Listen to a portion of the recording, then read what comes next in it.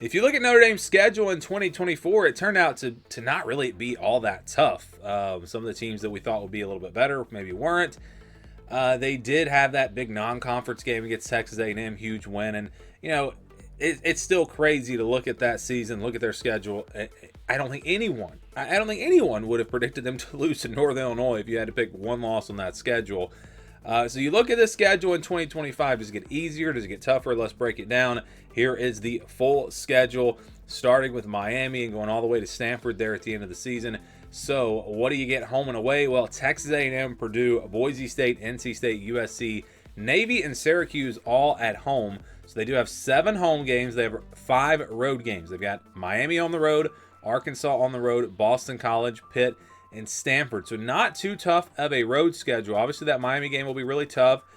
Arkansas could potentially... That's a weird game, by the way. I mean, Notre Dame at Arkansas. That seems like a weird matchup. Anyways, those are your road games.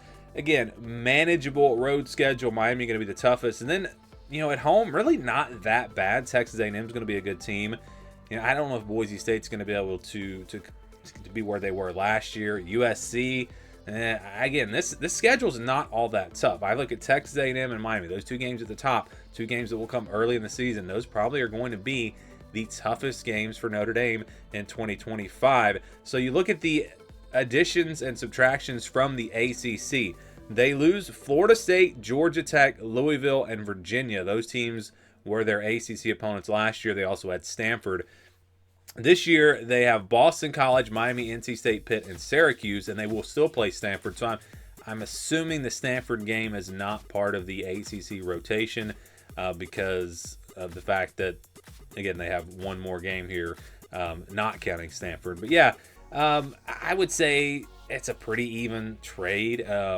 Louisville, given the fact that Florida State was so terrible last year, I think it's a pretty even trade. Now, if Florida State had been really good last year, I would say that this year's schedules would actually be easier for Notre Dame in the ACC, but because Florida State was terrible, I think the schedules are probably about the same. Still might be a little bit easier. I don't know. Miami obviously going to be tougher than any team that they played last year in the ACC. So how about their non-ACC schedule? So these are the games that they play in, we'll say the non-conference, the non-ACC games: Arkansas, Boise State, Navy, Texas A&M, Purdue, and USC. So what do you notice here? The only group of 5 teams are Boise State and Navy, quality opponents at the group of 5 level. And they don't have any FCS opponents, which they don't really play FCS teams. But still, only 2 group of 5 games, and both of those games are against pretty good group of 5 teams. So it's interesting when you look at the schedule and you say, they don't have a lot of top-end teams, but they don't have really any, weeks off. They don't have any gimme games, although I guess they didn't last year either. When you look back at Northern Illinois, we thought that would be an easy win. So it's interesting looking at this schedule. So they'll start Miami on Sunday, August 31st. That will be the Sunday there of Labor Day weekend on the road. That's going to be a huge game, one of the biggest non-conference games of the season. Then they get a bye week after that. Texas A&M on the 13th. So normally you wouldn't want to have a bye week in week 2, but I think in this scenario, it's actually pretty helpful because, for one thing, it'd be a short week playing on a Sunday, and also the fact that these are probably your 2 toughest games of the season. So having a bye week in between there, I think, is going to be very beneficial for Notre Dame. They play Purdue on September 20th. Then it's on the road at Arkansas September 27th. Again, could be a tricky game there. I don't know. That's just a weird matchup.